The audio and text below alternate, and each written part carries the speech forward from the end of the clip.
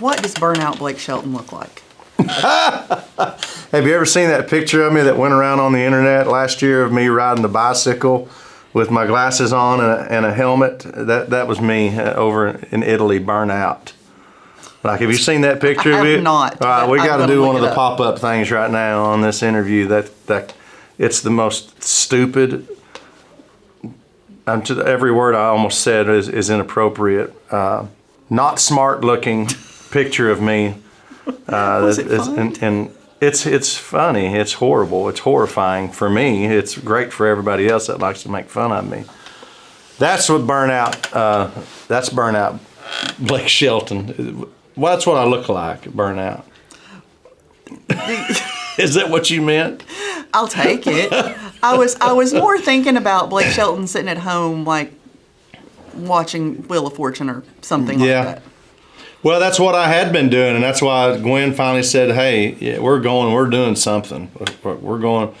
And I'd never been overseas before, so she booked a trip to Italy, and which was incredible, and you know, it was a lot of fun. But you know, I to get burnt out in this business, I think you got to be super lucky and blessed, and I have been, you know, because at that point it was like, golly, you know, I feel like I've just been on this hamster wheel, and being on television really sent it to the next level because you know, that's really two different lanes. Even though the voice is a music show, it's about music. It's still TV, and that's a completely different industry than the music industry.